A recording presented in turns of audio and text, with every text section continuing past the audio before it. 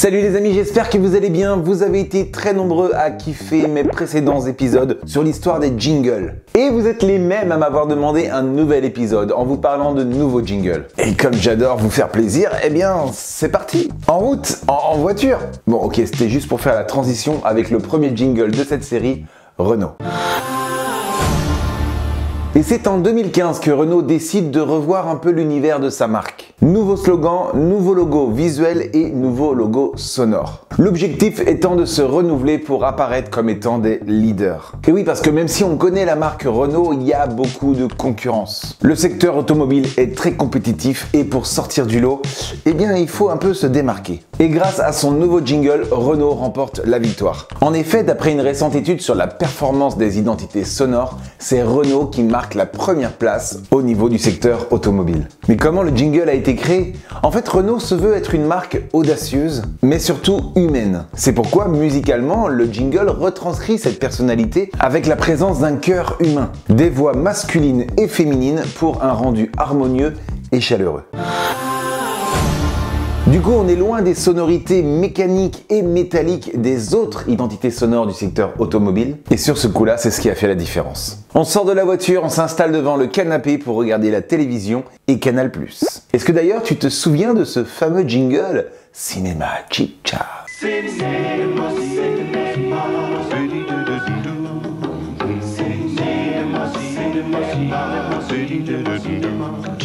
Bien sûr, nombreux d'entre vous ne savent même pas de quoi je parle, mais une autre catégorie connaissent bien ce jingle. Alors d'abord, il faut savoir que chez Canal+, dès le départ, tous les jingles, ou presque, de la chaîne ont été composés par deux musiciens, Arnaud DeVos et Philippe Eidel. Mais pour la composition de certains jingles, Canal+ a fait appel à des artistes plus connus. Et le chicha que vous entendez, eh bien, ça vient de Michel Jonas. Ouais, celui qui a fait la boîte de jazz, entre autres. Un peu parti, un peu naze, je descends dans la boîte de jazz, histoire d'oublier un peu le cours de ma vie. C'est ce chanteur, auteur, compositeur qui a créé le jingle cinéma de Canal+, et c'est même sa voix qu'on entend.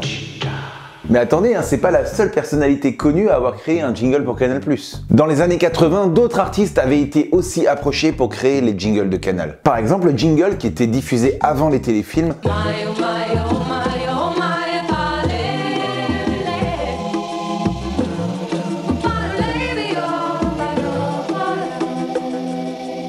Eh bien, il a été composé par Diane Tell. Et le jingle dédié au sport, qui a été diffusé donc avant chaque représentation sportive sur la chaîne,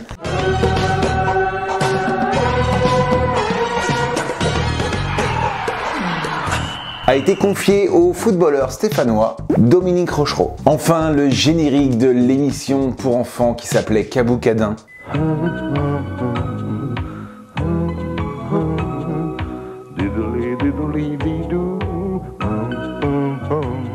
D'ailleurs au passage, moi quand j'étais petit, je regardais ça et j'ai mis un temps fou à comprendre que Caboukadin, c'était les syllabes de cacaboudin qui étaient inversées. Ah, je crois que je te l'apprends aussi, non? Eh bien en tout cas, sachez que ce générique a été composé et chanté par le grand Serge Gainsbourg, en personne. C'est pas la classe, ça, tu vas pouvoir raconter ça à ton repas de famille. Allez, on quitte la télé, on va faire les courses direction Carrefour. Alors bien sûr, tu te souviens des Sister Sledge, We Are Family.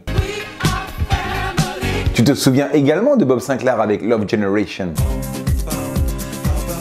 Et tu te souviens également de Lilywood and the Prick avec Prayer in Sea. Tous ces tubes ont été utilisés pour des publicités Carrefour. Et ce jusqu'en 2017. Bah oui, parce qu'avant cette date, les magasins Carrefour n'avaient pas vraiment d'identité sonore reconnaissable. Ah, ils avaient bien quelques slogans comme « Avec Carrefour, je positive ». Mais il n'y avait pas d'identité sonore. Et donc en 2017, les magasins Carrefour ont décidé de revoir un petit peu leur stratégie commerciale. Il n'est plus question de s'appuyer sur des chansons afin de faire leur publicité. Ils veulent une identité sonore unique. Comme SFR, la SNCF ou Renault. Et qui faut-il appeler pour créer une identité sonore unique et qui te ressemble? Eh bien, il faut appeler Sixième Son. Ceux qui ont créé justement l'identité sonore SNCF, etc. Je t'en ai déjà parlé dans les épisodes précédents, que je t'invite à revoir en cliquant juste ici. Carrefour appelle donc Sixième Son et leur demande une identité sonore avec les valeurs suivantes. Embellir le quotidien de ses consommateurs. Là-dessus, Sixième Son fait exactement comme les autres jingles de la SNCF ou de Renault. Il ajoute des voix humaines au jingle. Ah, c'est tellement à la mode qu'en fait tout le monde va avoir un jingle humain. Le tout avec une mélodie décontractée pour caractériser la proximité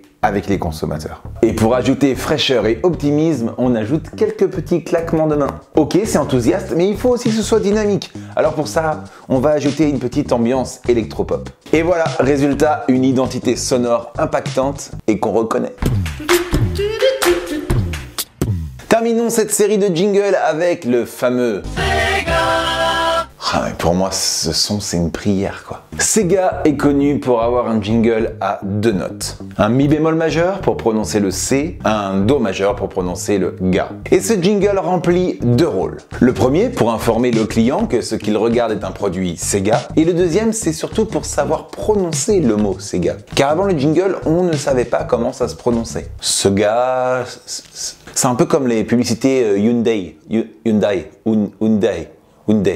Je sais toujours pas d'ailleurs. La première utilisation de ce jingle remonte à 1983. C'était pour les publicités télévisées japonaises pour la SG-1000. Et depuis cette date, le jingle a été utilisé dans pratiquement toutes les publicités Sega. Je dis pratiquement parce qu'il y avait quand même la Sega Saturn et la Sega Dreamcast qui avaient leurs propres identifiants personnels.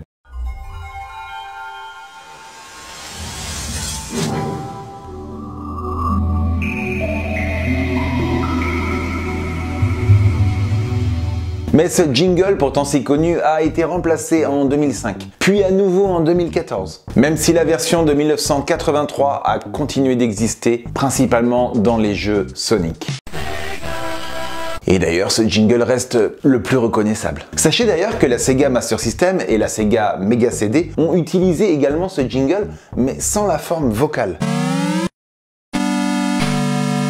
Juste les notes quoi. Comme d'ailleurs certains jeux de la Sega Mega Drive. La voix Sega était essentiellement présente dans la publicité télévisée. Jusqu'à ce qu'en 1991, elle apparaisse lors du démarrage du jeu Sonic the Hedgehog. D'ailleurs, le jingle prenait tellement de place sur la cartouche qu'il occupait 1/8 de la cartouche de jeu. Mais le jingle n'aura pas eu une si longue carrière car même malgré l'avènement du CD-ROM qui permettait d'utiliser beaucoup plus d'espace pour le jingle, même malgré la possibilité d'avoir une meilleure qualité sonore, eh bien le jingle disparaîtra des jeux après la disparition de la Mega Drive. Il sera même retiré des campagnes de marketing dès 1996. Et d'ailleurs, je parle de ça, mais peut-être que parmi vous, vous ne savez même pas ce que c'est que Sega.